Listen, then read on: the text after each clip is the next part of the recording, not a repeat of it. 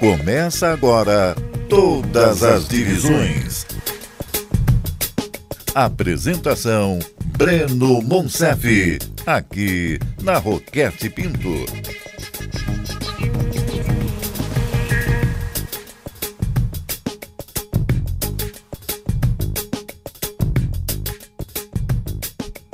Estamos juntos na Roquete Pinto nessa segunda-feira, hoje dia 4 de outubro de 2021, estamos entrando no ar com mais um Todas as Divisões. Você sabe, né? Toda segunda-feira a gente trazendo pra você as informações do futebol carioca, batendo bola com você. E hoje eu muito bem acompanhado, como sempre, em mais uma segunda-feira de 10 às 11 da noite. Sempre o nosso Todas as Divisões. Depois do programa você sabe que você pode acompanhar tudo na íntegra, nas plataformas de podcast, no Spotify, no Deezer, no iTunes. A gente hoje, infelizmente, não está no YouTube, limitações técnicas, mas vem aí novidades, então fiquem tranquilos. Semana que vem a gente está de volta também no YouTube, então você pode se inscrever lá, youtube.com/todas as divisões, ou também você pode acompanhar no canal da Rádio Roquete Pinto, youtube.com/Rádio Roquete Pinto 94. Na semana passada a gente fez, inclusive, transmissão do jogo do Flamengo. Nessa semana vai ter também mais transmissões, vão ter mais transmissões lá pelo nosso canal do YouTube. Muito bacana, nosso canal da Rádio Roquete Pinto também por lá. Auxílio técnico de sempre de Marcelo Fernandes, de Wellington Catão. Este é o Todas as Divisões. Ao meu lado, como sempre, em mais uma segunda-feira, meu parceiro Renan Mafra. Semana passada estávamos à distância, Renan Mafra. Boa noite pra você. Como é que foi de lua de mel, hein, Renan? Como é que você tá? Boa noite, Breno. Boa noite a todos os ouvintes ligados em mais um Todas as Divisões. Muito bem. Aproveitou? Aproveitei. É bom curtir um pouco, né? Agora essa vida de casado, então aproveitei bem, gostei. Sem tirar um pouquinho o foco, né, do nosso trabalho. Você trabalhou na lua de mel, Renan Mafra. Tem essa situação. A gente, quando escolhe fazer o jornalismo, entra nesse meio, né? Você não tem muito férias, não tem muito folga, não tem muitas essas questões não, né? Então a gente acompanha um pouquinho, fica de olho em alguns jogos. Isso tudo pra se manter bem informado, né? Que não adianta ficar uma semana fora, vou sumir do mundo, não quero saber nada. E depois, o que aconteceu? Quem vai jogar? Tem muita gente que chega assim na hora do estádio, não sabe a hora do jogo. Quem joga hoje, hein? Quem joga hoje, aí você tem que responder, os jogadores, né?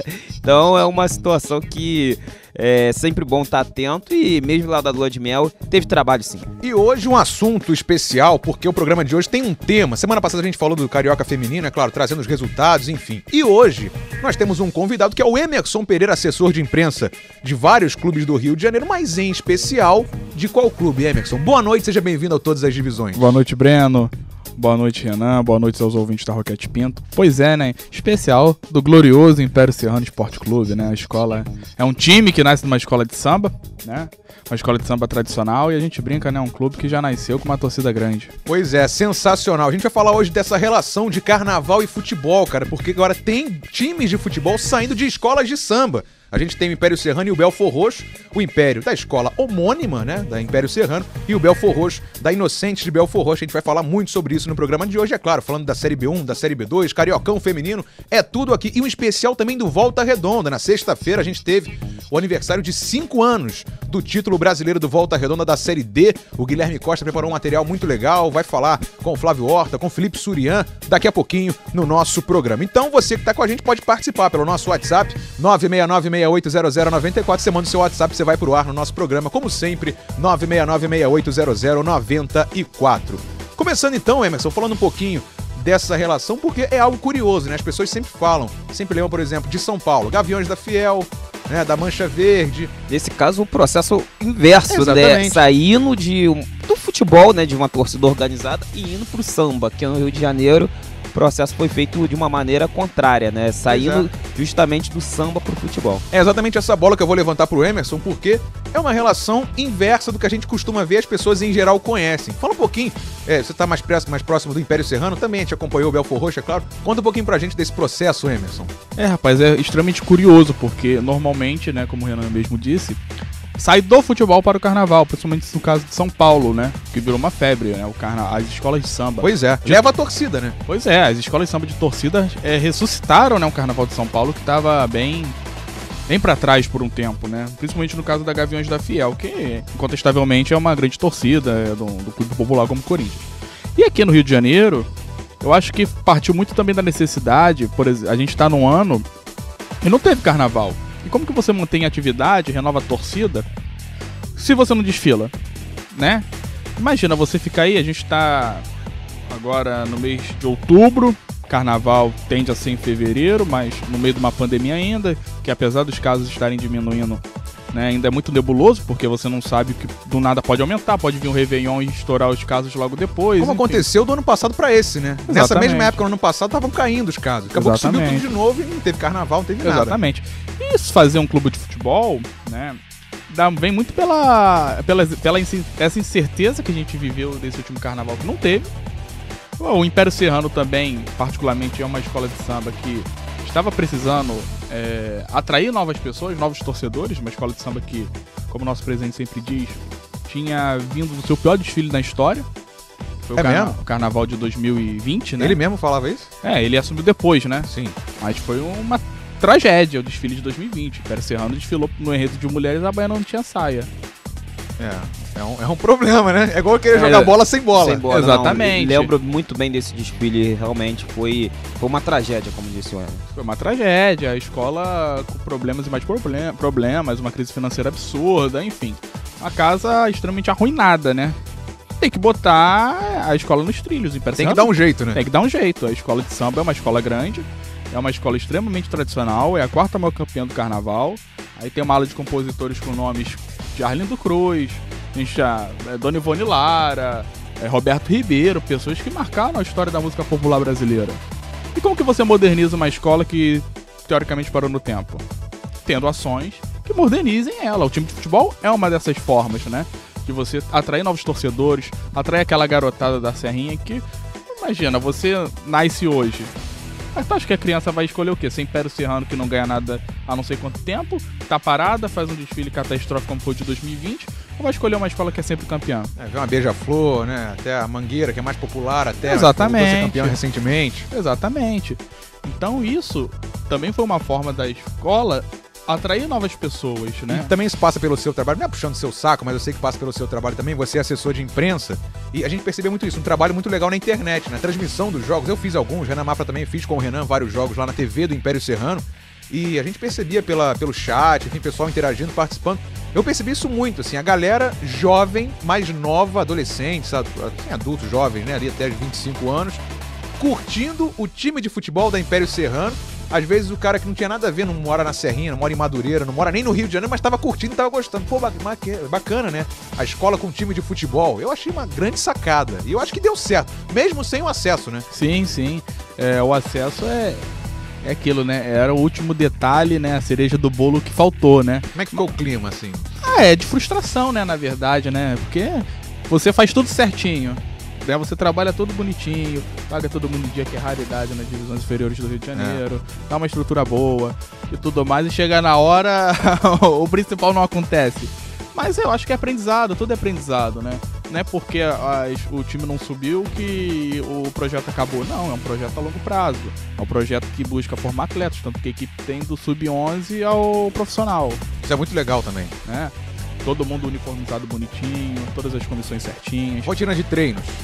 Normal também? Normal. Categoria de base, tudo. Começou agora um campeonato no final de semana, né? O Sub-17, né? Empatou com Pérolas Negras na Baixada Cup, né? Também tem uma estrutura legal. Exatamente. Então acho que tá no caminho certo. Eu acho que pela questão da organização, a gente vê que o mínimo de organização do Rio de Janeiro faz a equipe sair da última divisão e chegar na primeira.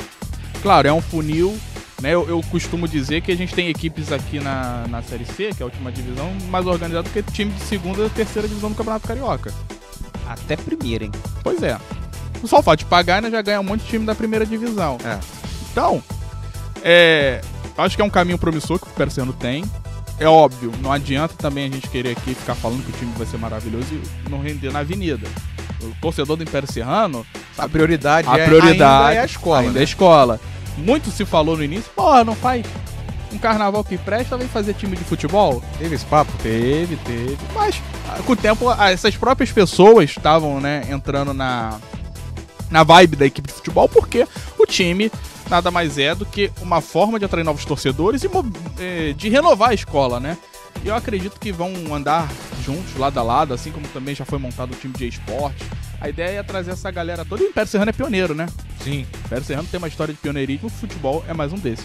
E aí, Renan, como é que você viu esse início do processo? A gente falou muito já de Império Serrano aqui, inclusive, mas junto com o Belfor Roxo foram as duas primeiras escolas aqui no Rio a oficializar. E não foi, por exemplo, igual a gente já viu acontecer, da escola, ou na verdade de um grupo, né, chega, arrenda um clube. Isso. Por exemplo, sei lá, um clube que tá aí inativo, né, qualquer um. É verdade.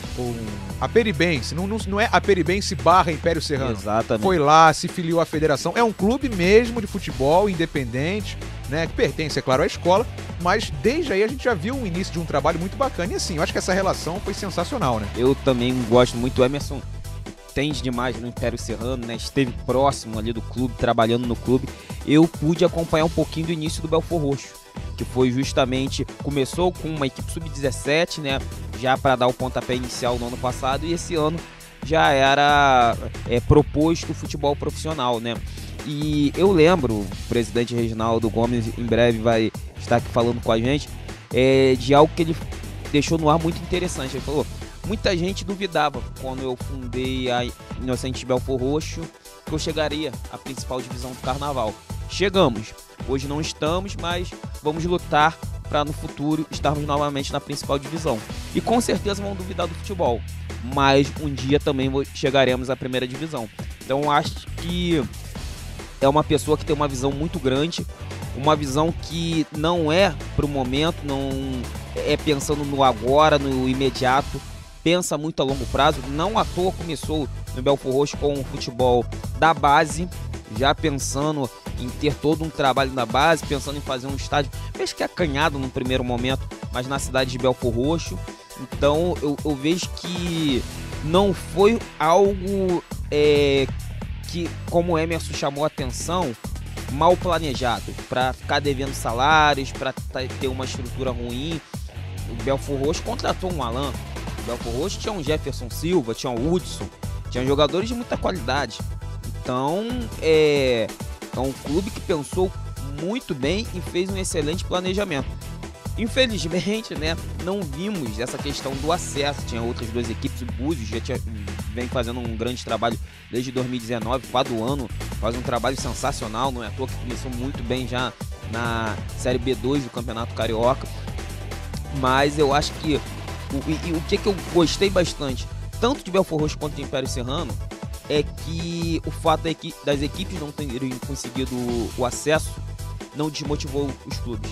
O processo está continuando, né? O processo continua e o planejamento para o ano que vem já está em pauta dos dois clubes. A gente tem aqui o convidado do Império Serrano, né, representando a escola, o Emerson Pereira, assessor de imprensa, falando muito, o cara entende muito de samba e de futebol. E também temos agora na linha com a gente o Reginaldo Gomes, presidente do Belfor Roxo, tanto da escola de samba quanto também do clube de futebol. Reginaldo, seja muito bem-vindo aqui ao Todas as Divisões. Muito obrigado pela sua participação.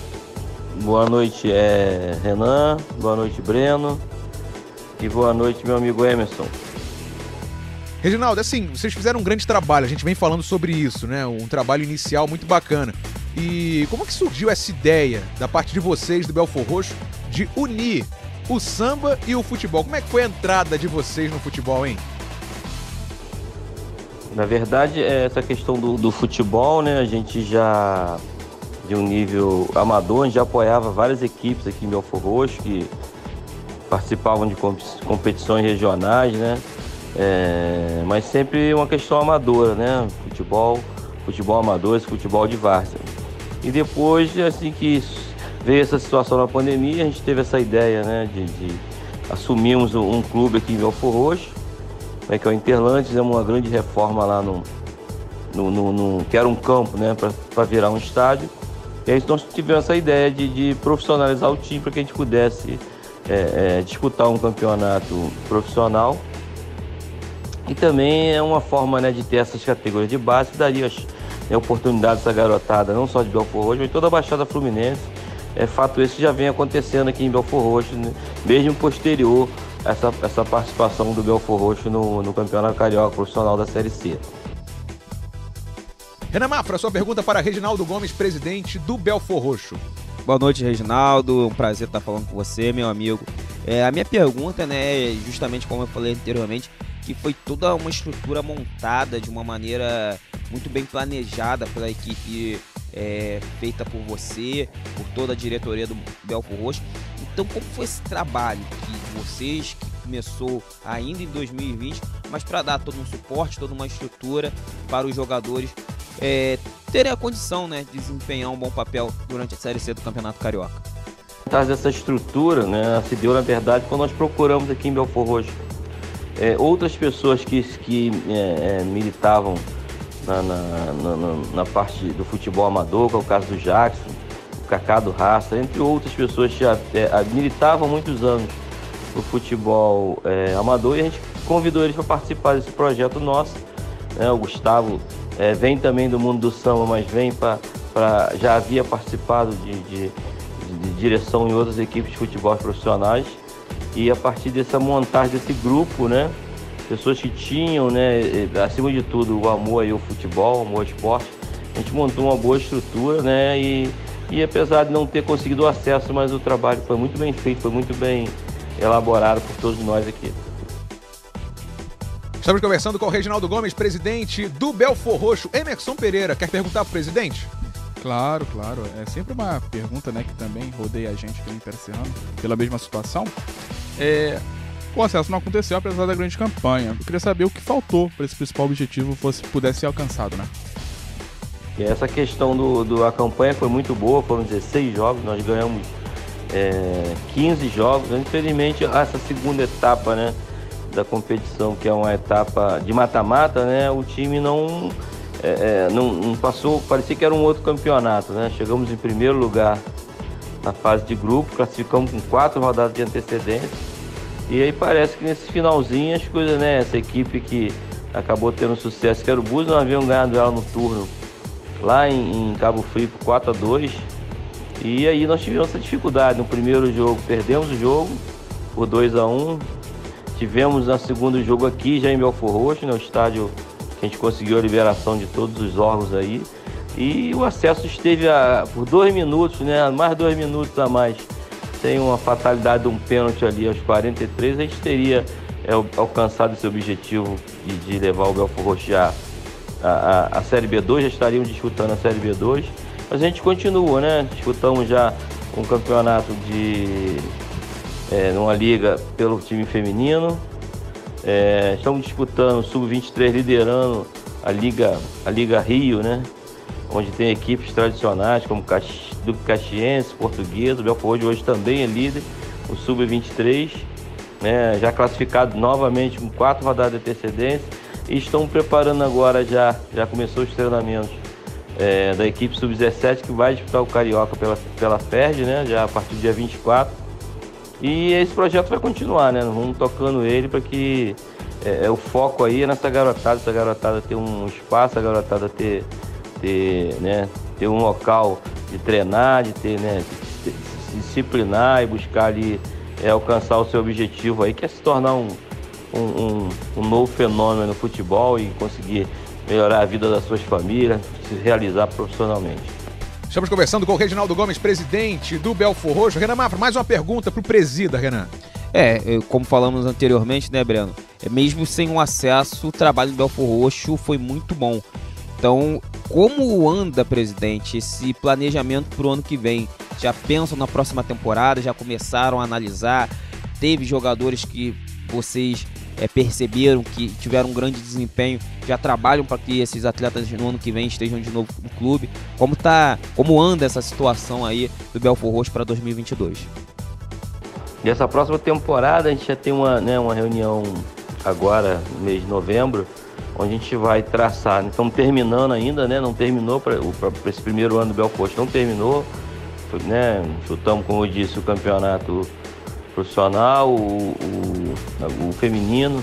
Estamos agora em disputa, né, do Sub-23 da Liga Rio, e a gente deve também ir, o time já está classificado. A gente vai agora de 24 de outubro, começa o Sub-17, e a gente já tem uma reunião para programar, né, toda essa atividade, né, do ano que vem. Inclusive a gente já vai fazer uma peneira ainda esse ano com o Sub-15, com Sub-13 e Sub-11. A gente quer ver essa garotada vindo desde garotinho lá para ir subindo aí, galgando os espaços dentro das categorias de base, para que no futuro a gente tenha essa equipe, né, como tem o Nova Iguaçu hoje, né, que a garotada vem de baixo e chega na parte profissional, e daí vão tocando as suas vidas, não só no clube, como para outros clubes também de todo o país. Bacana, bacana. Emerson Pereira, mais uma pergunta para o Reginaldo Gomes, Emerson. Finalizando, Reginaldo, no Carnaval Inocente chegou especial, né? Fez um belo desfile no Carnaval de 2013. E o objetivo, eu acredito de vocês, é chegar na primeira divisão também do Campeonato Carioca. Veremos o Belfor Roxo, assim como foi Inocente lá em 2013, no primeiro nível, né? No futebol do Rio de Janeiro? Esse é o sonho nosso aí, de levar o Belfor Roxo à primeira divisão, como nós fizemos com o Inocente. Como eu disse aí, faltou muito pouco, né? Nesse primeiro ano ainda, né? Na primeira competição, primeira montagem de elenco, a gente, por muito pouco, né? Não chegamos aí já a ter um acesso que nos levaria a B2, que está sendo realizado, e que nos poderia levar a B1. Então, assim, vai demorar mais um pouco, né? Do que a gente planejava. Nosso ideal era esse ano já estar com esses 2 acessos. Mas o ano que vem, se Deus quiser, nós vamos montar uma grande equipe e vamos buscar esse acesso, essa ida, esse sonho de jogar o Campeonato Carioca da Série A não está desfeito não, ele vai até o final, até que a gente consiga, e aí posteriormente não só conseguir, como se manter entre os grandes clubes do Rio de Janeiro. Muito bem, conversamos com o Reginaldo Gomes. Reginaldo, olha, muito obrigado, boa sorte, sucesso no trabalho. A gente acompanhou esse ano, né? Tanto vocês do Belfor Roxo quanto também Império Serrano. O acesso não veio, mas a gente vai seguir acompanhando. Reginaldo, muito obrigado, um grande abraço. Seja bem-vindo sempre aqui ao nosso programa. E eu gostaria de agradecer a vocês de todas as divisões da Rádio Roquete Pinto, por essa oportunidade de estar falando desse projeto nosso, né, do esporte, né? Daqui a pouco a gente está começando também aí a questão da cultura junto com o carnaval, e está à disposição. O Belfor está à disposição de vocês aqui, nós estamos à disposição sempre que for preciso para dar algum esclarecimento, falar um pouco desse nosso projeto. Obrigado aí, Renan, obrigado, Breno, e obrigado, Emerson. Fica com Deus. Muito bem, Reginaldo Gomes, Renan Mafra, né? Mais um presidente falando com a gente também do Belfor Roxo. A gente falou também do Império, vai falar mais das 2 equipes ao longo do programa, mas é muito bacana, né? E isso que ele falou, a gente perguntou e ele respondeu sobre a questão do trabalho seguir. A gente tem visto isso nas 2 escolas, né, Renan? É verdade, eu acho que é algo muito importante. E eu vou além, Breno, não é só por conta do futebol profissional. Eu acho que esses 2 clubes fizeram um trabalho muito importante na base.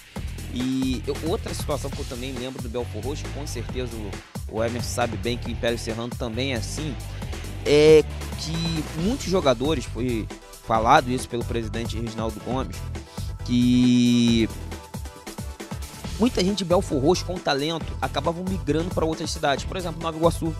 Em Nilópolis tem uma nova cidade, o próprio Duque de Caxias, outra cidade vizinha ali de Belfor Roxo. O Arte Sul. O Arte Sul. O Audax hoje não se encontra mais em São João de Meriti, mas por muitos anos alguns atletas saíam de Belfor Roxo para atuar em São João de Meriti pelo Audax. E o Belfor Roxo teve, por 2 temporadas ali, uma questão que você chamou a atenção, Breno, um clube arrendado, que era o Santa Cruz, acabou sendo arrendado pelo Belfor Roxo, teve essa parceria, E que enfrentou grandes dificuldades numa 2ª divisão. Exatamente. Né? A ponto de, por exemplo, não levarem uniforme para o estádio. Bem lembrado, Breno. Era uma situação de uma falta de estrutura muito grande. Pois é. E dessa vez não. E o presidente falou, eu quero que os atletas de Belfor Roxo comecem as suas carreiras aqui na cidade. Então ele tem um projeto, não é um projeto apenas profissional, é um projeto para a base e um projeto para a comunidade de Belfor Roxo. Hoje o estádio é acanhado. Em Interlândia. Interlândia, bem lembrado, é muito acanhado, pequeno, até porque não dava para contar ainda com o público, mas ele tem uma intenção muito grande de aumentar essa capacidade, justamente para ser um atrativo. A Sociedade Esportiva Belfor Roxo é um atrativo para a cidade e toda a população poder acompanhar. E aí, Emerson? Só completando o que o Renan falou, ele tocou muito bem nessa questão do outro Belfor Roxo, que surgiu o quê? Menos de 5 anos, mais Foi em 16, eu acho que eles jogaram. Por aí, foi 2015, 2016. Conseguiram até um acesso da C para B, né? Vale ressaltar. Na época eram só 3 Só que era extremamente dependente, né, do poder público. É verdade. Bem lembrado. E quando chegou na 2ª divisão, o poder público já não ajudou tanto e aí foi uma situação que, como o Breno lembrou, teve WOs, teve questão de esquecer o uniforme, foi algo muito ruim. em um clube, né, uma cidade grande, que é Belford Roxo, uma cidade imensa, que não tinha representatividade, né? Por exemplo, a gente pode pegar que o último clube que teve sequência lá foi o Bahia. Isso aí, o quê? Década de 90? A gente já tá na década de 2020. Pois é. Então, eu acho que o Belford Roxo ocupa um espaço vago aí há muito tempo. E como o Renan mesmo disse, além do clube de futebol, tem o papel social, né? Sim. Que é fundamental para uma cidade que ainda demanda de muita atenção do poder público. Muito bem, este é o Todas as Divisões, você com a gente aqui na Rádio Roquete Pinto, eu, Breno Monsef, toda segunda-feira com o Renan Mafra, hoje com o Emerson Pereira, assessor de imprensa, falando muito dessa relação de carnaval e futebol. Você pode mandar essa mensagem de áudio pelo 969680094, 969680094 para participar conosco do nosso programa. Vamos fazer um rápido break, beber aquela aguinha e na volta vamos seguir falando de carnaval e futebol. Também tem Série B1, B2, tem feminino, também começou nesse fim de semana e tem um material muito legal do Guilherme Costa pra gente falar do Volta Redonda, Voltaço. Na última sexta-feira a gente comemorou 5 anos do título brasileiro do Volta Redonda. A gente volta já aqui na rádio que liga ao Rio.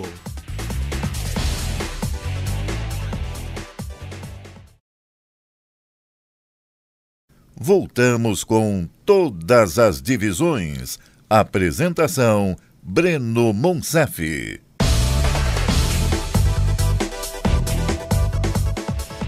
Muito bem, nós estamos de volta com Todas as Divisões aqui pela Rádio Roquete Pinto. Toda segunda, de 10 às 11, estamos aqui. Eu, Breno Monsef, com o Renan Mafra. Hoje com Emerson Pereira, assessor de imprensa. O cara sabe tudo também de carnaval. A gente tá falando, né? Falando no primeiro bloco aí de Império Serrano, de Belford Roxo. Tem muito assunto pra gente falar ainda no programa de hoje. Você participando com a gente pelo 969680094. 969680094. Depois do programa estaremos na íntegra. Também no Spotify, no Deezer, iTunes, todas as plataformas de podcast. Ô Emerson, a gente falou um pouquinho do caminho que as escolas fazem, né? Às vezes da escola, na verdade do futebol sai a escola de samba e surgiu o contrário, mas grandes enredos já tivemos sobre futebol e afins, né? E companhia limitada, não só no Rio, mas em São Paulo, em especial aqui no Rio de Janeiro, né, Emerson? É a paixão, né, do carioca é samba, futebol e praia, né? Pois é. São futebol e praia. Algumas escolas, né, cansaram de homenagear times de futebol. E ano que vem, inclusive, né, no próximo carnaval, se Deus assim permitir, a gente espera, né? Porque eu estou louco pro novo carnaval. A Estácio vai reeditar o enredo de 95, que foi em homenagem ao Flamengo, né? Centenário, né? Centenário do Flamengo. Vai ser reeditado, aproveitando aí o momento que o Flamengo ganha tudo, né? Eu achei genial, assim, o timing. Ano passado já seria legal, né?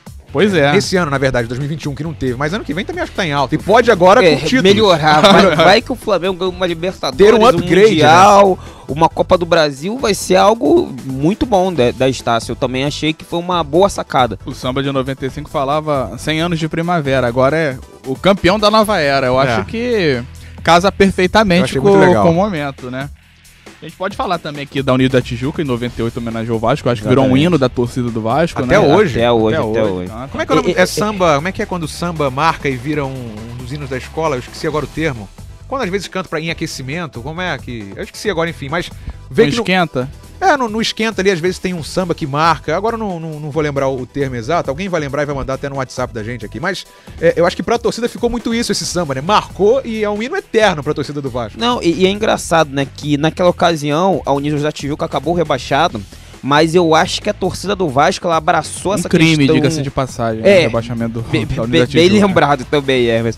Mas eu acho que a torcida do Vasco abraçou até mais do que a do Flamengo num primeiro momento. Hoje, a torcida do Flamengo canta muito o enredo do Estácio de 95. Mas eu acho que a torcida do Vasco, num primeiro momento, abraçou mais esse enredo. Você perceber no próprio ano de 98, a torcida do Vasco já cantando esse enredo nas arquibancadas. O Flamengo demorou um pouquinho... Hoje tá muito na moda, a torcida do Flamengo ama cantar o enredo de 95, mas eu acho que a torcida do Vasco pegou um pouquinho mais rápido essa questão do enredo de 1998. Em 2003, no centenário do Fluminense, foi o enredo da Acadêmicos da Rocinha no grupo de acesso, né? E o América, o Mecão, né? Time do coração de Renan Mafra. Time do coração de Todo Renan mundo Mafra. sabe. Todo mundo sabe, né? Até eu mesmo. Foi homenageado pelo Unidos da Ponte em 2004, na época no antigo Grupo B, que era na Sapucaí. O Botafogo nunca foi enredo propriamente dito. Mas tem a escola, né? Tem a escola agora, o Botafogo Samba Clube. Bem lembrado. E o Newton Santos, na enciclopédia, eu acho que a história do Newton Santos confunde com a do Botafogo, foi enredo da Unidos de Vila Isabel, uma escola extremamente tradicional aqui do Rio de Janeiro. Teve o Zico recentemente também. Teve o foi Zico da na Imperatriz. 2015, eu acho. 2015. Quando ele fez 60 e... 2014. Foi 14? 2014. Também foi um desfile espetacular. Sim. Imperatriz, é aquilo, né? O carnaval tem as suas... É igual futebol, né? Tu chega ali favorito e perde na hora Igual por a um gente falou erro. da Império Serrano, né? Pois é. Ou um carro...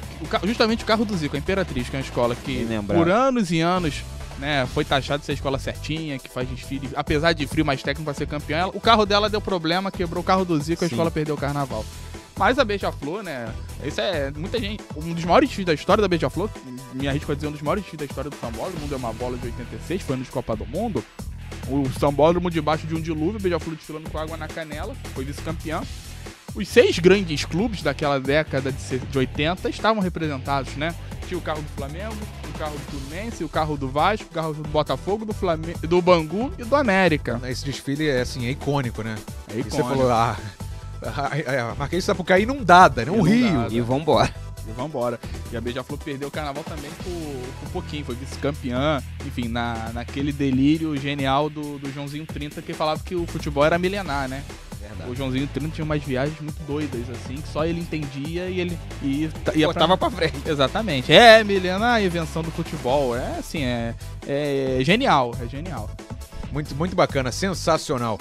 Vamos virar um pouquinho a chave. Eu queria ficar falando direto, que a gente tem outros assuntos muito na pauta, bom, cara. Porque ainda mais com o Emerson, né? Você é a enciclopédia do futebol, enciclopédia de bolsa, e o Emerson é do carnaval. Longe disso. A gente tem aqui toda segunda-feira, de segunda a sexta, na verdade, né? O Miro Ribeiro com o Vai da Samba, também um baita de um programa. E a gente também tá trazendo o samba agora pra dentro do futebol também. É, né? verdade. Tem tudo a ver, tudo a ver. A gente faz uma grande cobertura também do carnaval. Estamos na torcida pro ano que vem termos aí o carnaval. Mas vamos falar da B1, a terceirona agora, não é o costume de chamar de segundona. A terceirona do futebol carioca, a Série B1. A gente teve a quarta e penúltima rodada do primeiro turno, a Taça Maracanã, nesse fim de semana. No sábado foram 5 jogos. 7 de abril, 0, Duque de Caxias 3, o Duque vencendo mais uma na competição, hein? O São Gonçalo venceu o Carapebus por 3-2, esse jogo lá no Alzirão. O Serra Macaense venceu o Olaria por 2-1, lá no Antônio Ferreira de Medeiros. Nova Cidade 3, Goitacás 0 e o Serrano venceu o Campo Grande pelo placar de 2-1. O Grupo A tem o Pérolas líder e classificado com 10 pontos ganhos, primeiro classificado até agora, e único, né, até agora. São Gonçalo em segundo com 7, depois tem Rio São Paulo 6, Duque 6, 7 de abril com 3, Carapebus com 1 ponto ganho. Então temos 3 equipes brigando aí por uma vaga, a última rodada que é na próxima quarta-feira, São Gonçalo, Rio São Paulo e o Duque de Caxias. Na outra chave, o Grupo B tá tudo embolado. Nova Cidade, Campo Grande, Serra Macaense e Serrano, esses 4 brigam pelas 2 vagas. Nova Cidade tem 7, Campo Grande tem 7, Serra tem 7, Serrano tem 6. O Olaria vem na quinta colocação com 4 e o Goitacás na lanterninha com 2 pontos ganhos. E aí, Renan, o que destacar dessa quarta rodada? Só passando rapidinho os jogos, na quarta-feira a gente tem todos os jogos no mesmo horário. Duque e Rio São Paulo, Carapebus e 7 de abril, Pérolas e São Gonçalo, Olaria e Goitacás, Campo Grande e Serra Macaense, Nova Cidade e Serrano. O Pérola já está na próxima fase e aí temos agora no Grupo B 3 equipes brigando por uma vaga, no grupo A, na verdade, e no Grupo B 4 equipes pelas 2 vagas, Renan. Na minha visão, Breno, eu acho que a única equipe que não é uma surpresa é justamente Pérolas Negras, que é um clube que já há alguns anos vem fazendo um trabalho muito certo, muito correto, né?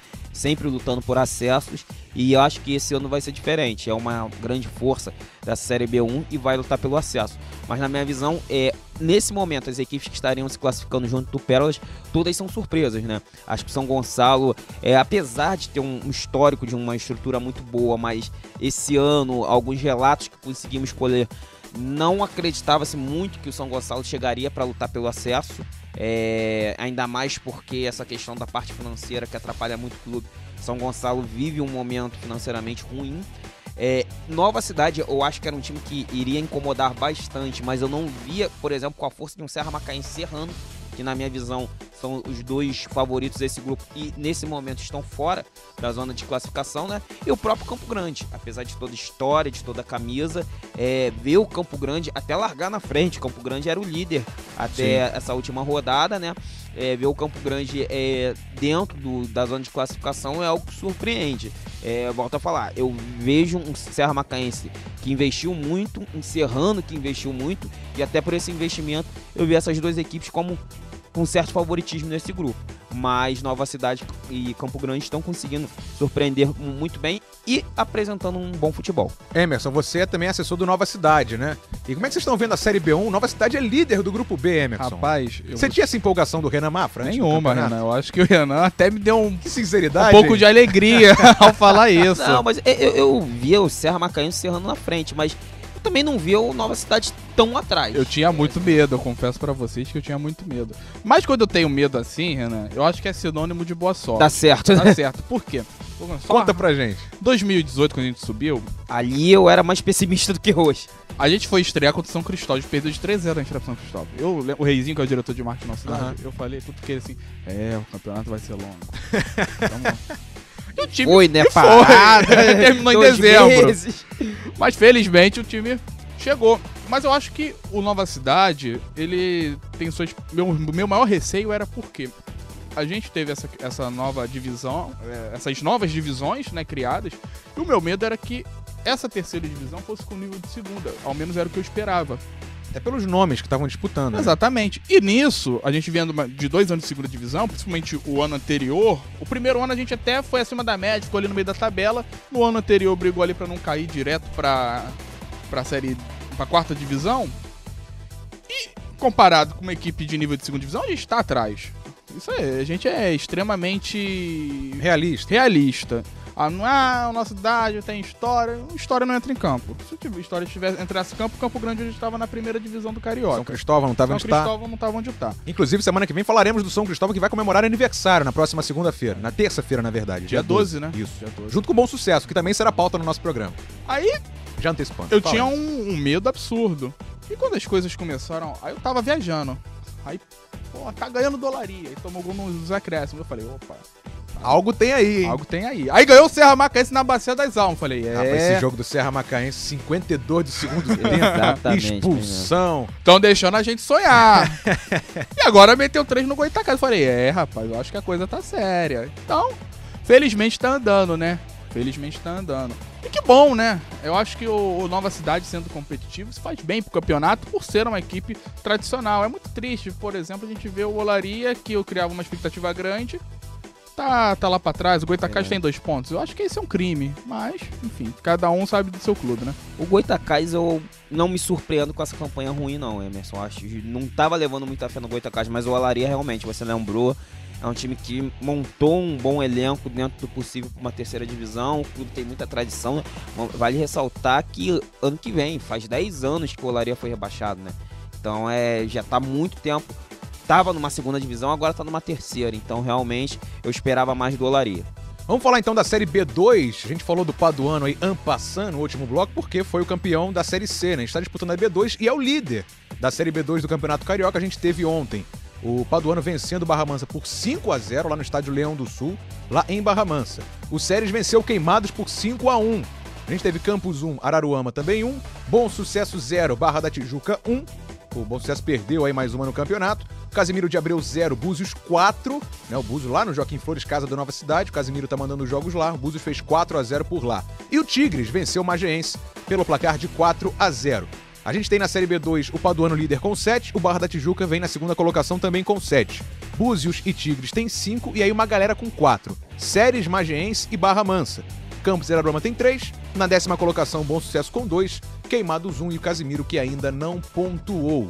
A gente tem a próxima rodada no fim de semana, na verdade, fim e início, né? Jogos no domingo, Araruama e Bom Sucesso, Búzios e Barra Mansa, Mageense e Séries. E aí na segunda-feira, Paduano e Tigres, Queimados e Campos, Barra da Tijuca e Casimiro de Abreu. Renan Mafra no pique, rapidinho, um pouquinho dessa Série B2. A gente tem o Paduano na ponta, junto com o Barra da Tijuca, e o Búzios está ali na cola, hein? Não me surpreende, essa Série B2 já não me surpreende. Eu já vi o Búzios, por toda a estrutura e o elenco que tinha sido montado na Série C, como um dos favoritos, se não o grande favorito para essa Série B2. Eu acho que o Barra da Tijuca é uma equipe que sempre investe muito, não importa a divisão que esteja, então também não é uma grande surpresa. E o Búzios apresentou um grande futebol. Talvez eu não veja o Búzios mais à frente, Breno, com força para brigar com essas duas equipes, apesar de ser uma equipe muito aguerrida, uma equipe que tem uma entrega muito grande. Mas eu acho que vai ficar ali incomodando. Só que eu vejo realmente Paduano e Barra da Tijuca um passo à frente dos demais. Na semana passada a gente falou sobre o Campeonato Carioca Feminino, né? Já avançando um pouquinho na pauta. E ontem começou o campeonato. Ontem não, na verdade no sábado. E a gente teve os 4 grandes da capital vencendo e de goleadas, né? Muito grandes, assim. Vasco da Gama 15, Cabo Friense 0. Botafogo 12, Barcelona 0. Flamengo 5, Duque 0. Fluminense 5, Pérolas Negras também 0. Aí, entre equipes de melhor investimento, Boa Vista venceu o Bangu por 1-0 e o Serra Macaense empatou com a Portuguesa em 1-1. E aí, nos pênaltis, o Serra Macaense venceu por 4-3 e ganhou mais um pontinho. Exato. Esse regulamento está valendo também nos campeonatos de base e no feminino. E aí eu quero levantar essa bola também com o Emerson, porque aí o pessoal olha, mas a diferença está muito grande. Diminuiu, né? Eu acho que a diferença entre os 4 grandes e os menores diminuiu. Mas, né, pelo que a gente está vendo, são 2 campeonatos à parte. Né? A verdade, eu acho que é isso. Até porque esse ano teremos vaga para um campeonato nacional. A Série A3 do ano que vem. Ou até 2 vagas. Então, em 12 times, você tira os 4 grandes da capital, sobram 8, brigando por uma ou até 2 vagas, dependendo aí da CBF. Então, eu acho que o caminho está sendo, até perguntar pro Emerson, né, apesar dessas goleadas, 15-0, 12-0, eu acho que até, pelo que eu conversei até com o pessoal do Serra Macaense e tal, que eu até acompanhei o jogo ontem lá no Moacirzão, eles estão cientes disso. E até as jogadoras sabem disso. Elas vão tomar goleadas dos times grandes por conta da estrutura. Apesar da estrutura dos times menores estarem crescendo, a diferença é muito grande. Então, o campeonato é por essa vaga, é o que eu vejo nos campeonatos nacionais, na Série A3 do Brasileirão, no caso. O que você acha, Emerson? Então, Breno, eu acredito que pra gente ter um campeonato forte, infelizmente vai ainda penar um pouco com essas situações. Mas acho que está no caminho. A gente há pouco tempo via um campeonato com 4, 3 equipes, nem os grandes disputavam, né? Muito mal era o Flamengo e o Vasco da Gama, que todo ano faziam as finais, e o Duque de Caxias, que brigava ali numa terceira vaga. O Duque de Caxias já chegou a ser campeão. Jogou Libertadores. Jogou Libertadores, enfim. E eu vejo agora que tá sendo um caminho onde as equipes estão abrindo um pouco a mente, né? Eu acho que é importante. Os últimos anos, assim, a nível nacional, foram importantes para a questão de equidade, né? De olhar diferente para o futebol feminino. Claro, muito motivado também pelos grandes eventos que a gente teve aqui próximo da gente. E acredito que esse seja um caminho aí promissor. Claro, a gente ainda está muito abaixo do campeonato paulista, a gente está muito abaixo do campeonato do Paraná, mas eu acredito que até pra gente querer se fortalecer, é preciso ainda, a gente vai sangrar ainda muito. Vai ter goleadas, vão ter derrotas aí acachapantes, mas eu acho que é na porrada, desculpe o termo, que a gente vai evoluir. E aí, Renan Mafra, o que você acha? Concordo plenamente com o Emerson. Eu acho que o importante, acho que todo projeto, o importante é o pontapé inicial. Porque fica aquela situação no papel, quando sai do papel, sai o papel todo amassado, rasurado, a situação não fica legal. Então eu acho que a Federação de Futebol do Estado do Rio de Janeiro deu o pontapé inicial, mas vai demorar algum tempo. Falamos, né, no programa de semana passada... Marcelo Viana participou com a gente, diretor de competições da FERJ. Lembramos como tinha aquelas questões dos projetos jogando, e aí vinham goleadas de 54-0, de 36-0, de 28-0. E eu acho que isso ficou um pouquinho para trás. Está reduzido aos clubes. Exatamente. Nessa edição do campeonato. Tem o 15-0. Então ainda é um placar muito dilatado, até porque a Cabo Friense, inclusive passei por Cabo Frio da minha lua de mel e vi em determinados momentos o treinamento do futebol feminino acontecendo lá no estádio Alair Correia. Então dá para perceber na Cabo Friense, que é um clube que por muito pouco não jogou a primeira divisão do futebol masculino esse ano, perdeu aí a vaga para o Nova Iguaçu nos acréscimos, mas que no futebol feminino ainda tem ali uma certa parceria com um projeto, outra coisa que chega, dá uma oportunidade para algumas meninas, que é algo importante, mas que não é algo 100% do clube. Não é uma questão, olha, a Cabo Friense tomou a frente e tem algumas parcerias, usa o nome da Cabo Friense, que eu acho que é muito bom. Você tem que aproveitar essas marcas fortes do futebol do Rio de Janeiro, mas ainda tem muito dessa questão de alguns projetos estarem representando alguns clubes. Passando os jogos da segunda rodada, os jogos no sábado, a maior parte deles. Tem Bangu e Pérolas lá no CFZ, Fluminense e Duque de Caxias em Xerém, o Flamengo pega o Barcelona no Cefam, ali na Avenida Brasil, na Penha, né? O Botafogo pega a Cabo Friense no Caio Martins, o que é muito legal também, e a Portuguesa pega o Boa Vista no Luso Brasileiro. No domingo tem Vasco e Serra Macaense, lá no estádio Nivaldo Pereira, em Nova Iguaçu. E é claro que a gente vai acompanhar tudo do Cariocão feminino aqui no nosso programa. Este é o Todas as Divisões na Rádio Roquete Pinto. Você está ouvindo Todas as Divisões com Breno Monsef. Entra em campo o Esquadrão de Aço, equipe do Voltaço. Entra em campo o Esquadrão de Aço, equipe do Voltaço. Fundado em setembro. Na última sexta-feira, a gente teve uma efeméride no futebol carioca, uma efeméride muito importante, porque em 1º de outubro de 2016, o Volta Redonda era campeão brasileiro da Série D, numa campanha invicta, uma campanha sensacional. E o Guilherme Costa chega agora aqui com a gente para relembrar esse momento e trazer alguns convidados que estavam presentes naquele ano no Voltaço. Boa noite, Guilherme, seja bem-vindo ao Todas as Divisões. Boa noite, Breno, e aos ouvintes do Todas as Divisões. Hoje o tema é festa, alegria, celebração, pois na última sexta-feira comemoramos os 5 anos da primeira conquista nacional do Volta Redonda em solo futebolístico. O gigante de aço de 45 anos de história, que já havia sido vice-campeão da Série C em 95, fez uma campanha histórica, memorável, invicta rumo ao título da Série D. Hoje nós teremos a companhia de pessoas que marcaram este time em 2016. Primeiramente temos a presença do vice-presidente do Volta Redonda, Flávio Horta. Boa noite, Flávio, e seja bem-vindo ao Todas as Divisões. E conta pra gente, durante o ano, como foi o planejamento do Volta Redonda? Desde o início o objetivo era o título? O ano de 2016 foi um ano iluminado para o Volta Redonda. Eu falo o maior ano da história do clube, porque no começo do ano nós já fizemos um grande campeonato carioca. Conquistamos a Taça Rio, inédita também na história do clube, vencendo o Resende por 3-0 na final. E quando nós iniciamos o ano de 2016, nós colocamos como principal objetivo nosso o acesso para a Série C. É claro que o acesso é muito importante, mas o título veio coroar e de maneira invicta, então foi a cereja do bolo para o ano de 2016 do Volta Redonda. Hoje estamos na presença do vice-presidente do Volta Redonda, Flávio Horta, que nos conta um pouco do ano mais vitorioso do clube até hoje. Flávio, gerar um elenco tão robusto como o da época não deve ter sido nada fácil. Como foi feito esse planejamento e como conseguir manter os jogadores felizes, com fome de bola e com desejo de ganhar tanto na competitividade interna quanto externa? Nós tínhamos praticamente 2 jogadores por posição, isso criava uma competitividade interna muito grande. Nós fomos campeões da Série D com atletas que hoje estão jogando a Série B. Caso do Marcelo, caso do Marco Júnior, não era titular, ganhou uma vaga durante a competição, era muito novo, ele tinha, salvo engano, 21 anos. Cristiano, que hoje está jogando Champions League.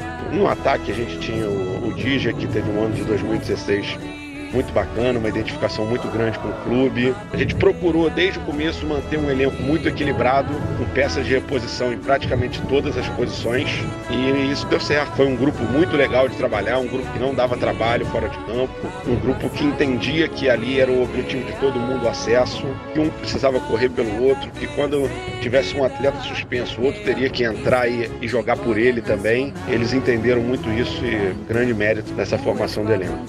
Perfeito, Flávio. Obrigado por aceitar o nosso convite. E hoje nós também temos a presença de outra figura extremamente importante para as conquistas do Gigante de Aço em 2016. O técnico Felipe Sorian, que hoje comanda o Sampaio Corrêa na Série B, cedeu um pouco do seu tempo para falar conosco sobre esse ano tão expressivo na história do Volta Redonda. Boa noite, Felipe, e seja bem-vindo ao Todas as Divisões. Felipe, se fosse para definir o sucesso deste ano de 2016 para o Voltaço, após o título goleando o CSA em casa no belíssimo estádio Silvio Raulino de Oliveira, qual seria a palavra e o que foi mais importante para que ela fosse concretizada? Acho que a palavra correta é comprometimento, tanto dos atletas como da comissão técnica, como da diretoria. A própria torcida também nos apoiou bastante. E o comprometimento de todos nos levou a essa condição desse título, belo título, né? Coroado aí por um placar elástico numa decisão.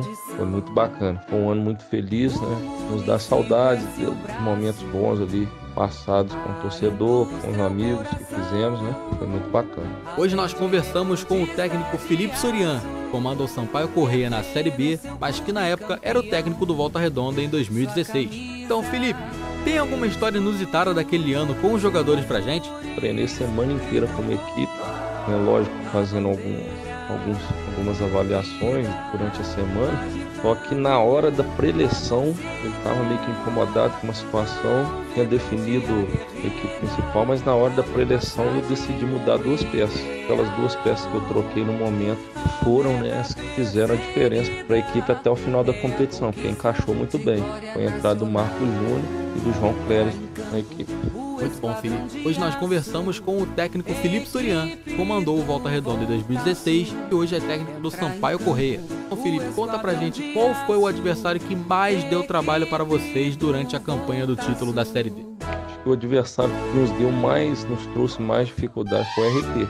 O RT de Minas Gerais. Tinha um time bem leve, bem novo, sem responsabilidade, sabe assim, um time que rodava bastante em campo, não tinha posicionamento físico. E a gente já tinha pego eles na primeira fase, né? Estavam na nossa chave. Fizemos 2 jogos muito interessantes, difíceis. E no primeiro mata-mata a gente também pegou eles. Foi um jogo bem complicado. Hoje nós estivemos na companhia do ex-técnico do Volta Redonda, Felipe Surian, e do vice-presidente na época e até hoje, Flávio Horta. Gostaria de agradecê-los de novo pelo espaço cedido e vamos rapidamente relembrar a fase de mata-mata do ano de 2016, onde o Volta Redonda conquistou seu primeiro título nacional. Nas quartas de final, no primeiro jogo, o Volta Redonda venceu fora de casa o Fluminense da Bahia por 3-2. E no segundo jogo, em casa, o Volta Redonda venceu o Fluminense por 2-1. Já na semifinal, no primeiro jogo, fora de casa, deu empate contra o Motoclube 1-1. E no segundo jogo, o Volta Redonda venceu por 3-1. E na grande final, no primeiro jogo, um empate em 0-0 com o CSA. E já no segundo jogo, em casa, em pleno Raulino de Oliveira, o Volta Redonda goleou o CSA por 4-0 para se consagrar campeão da Série D. Então é isso, ficamos aqui na expectativa de ver cada vez mais clubes cariocas disputando os títulos no cenário nacional como gigantes que são. Um abraço e é com você, Breno.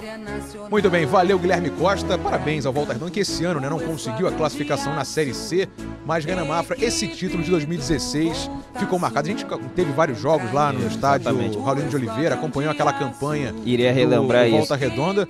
Eu não me recordo muito bem se eu estive presente em todos os jogos da primeira fase, mas do mata-mata eu estive presente em todos os jogos. E naquela temporada em si foi impressionante como o Volta Redonda esteve muito à frente dos adversários. Eu fiquei fora de do título. É verdade, você acabou não indo. Contra a escala da rádio na época. Exatamente. Eu não lembro se em todos os jogos da primeira fase, eu acho que um pelo menos eu acompanhei.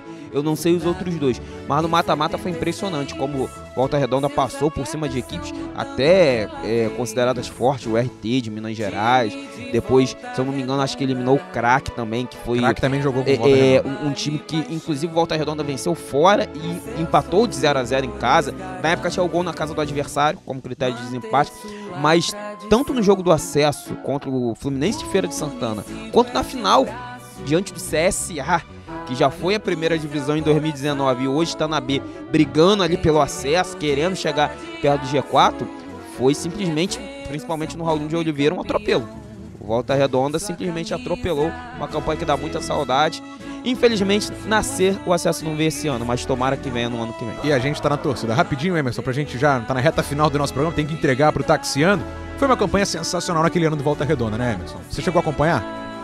Eu torci muito pro Volta Redonda, porque eu era assessor de imprensa do Bogo na época. E se o Volta Redonda subisse, no ano seguinte a vaga vinha pro Bangu. Então era uma torcida absurda. E no ano seguinte veio, né, 2017, o Bangu disputou a Série D por conta desse acesso do Volta Redonda. E foi um time, né, que tinha um bom destaque.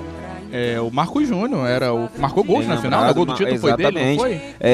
Se eu não me engano, sim, o quarto gol foi do Marcos Júnior, que ele fez 2 naquela final, né? Mas era um grande jogador. O João também, volante, que atuava junto. Eles tinham saído do Bom Sucesso, foram Volta Redonda e fizeram uma campanha bem lembrado. Assim, o Mota, goleiro que chegou a passar aí pelo Sampaio Corrêa recentemente, também até pelo próprio CSA, mas o Mota viveu, acho que uma das melhores fases da carreira dele justamente naquele ano no Volta Redonda. E ele tinha, né, curiosamente, o Douglas, que hoje é o goleiro do Botafogo, não deixava o Mota ser titular de jeito nenhum. No período que o Douglas saiu, o Mota assumiu e foi muito bem. Foi muito bem. Tomara, né, que o Voltaço aí consiga chegar à segunda divisão, que é o desejo de todos nós. Muito bacana. Então, parabéns ao Voltaço. A gente espera que no ano que vem consiga esse acesso aí na Série C do Brasileirão. Já estamos no laço. Renan Mafra, um grande abraço. Mais uma vez foi um prazer estar ao seu lado. E a gente segue, né, Renan? Vamos seguindo juntos, Breno. Um abraço até semana que vem. Como você já antecipou, São Cristóvão, bom sucesso. Vamos ter muitas histórias para contar. Assuntos muito legais na semana que vem. Emerson Pereira, muito obrigado. Seja bem-vindo sempre ao nosso programa. Vou chamar mais vezes, hein? Gostou? Gostei bastante. Falar de futebol, falar de carnaval. Eu sempre pergunto se o convidado gostou. De se ele clube. não gostou, ele não vai falar, né? Ele vai falar que gostou. Eu fico extremamente confortável, né? Porque a gente fala desse Fala do que a gente entende, né? O que a gente entende é espetacular. Muito obrigado, um abraço hein? aos ouvintes. Obrigado, Breno. E quem sabe até a próxima. Até a próxima. Vai voltar sim, com certeza, aqui no nosso programa. Eu agradeço você que esteve com a gente aqui no Todas as Divisões. A gente volta na semana que vem para falar muito de futebol carioca, como a gente já adiantou. Tem Bom Sucesso na pauta, São Cristóvão, especiais sobre esses dois clubes, na próxima segunda-feira, de 10 às 11, aqui na Rádio Roquete Pinto. Um grande abraço, você segue com Taxiando. Valeu, Marcelo Fernandes, que vem aí junto com Wellington Catão e toda a turma. Valeu! Você ouviu Todas as Divisões. Apresentação: Breno Monsef. Aqui na Roquete Pinto, a rádio que liga o Rio.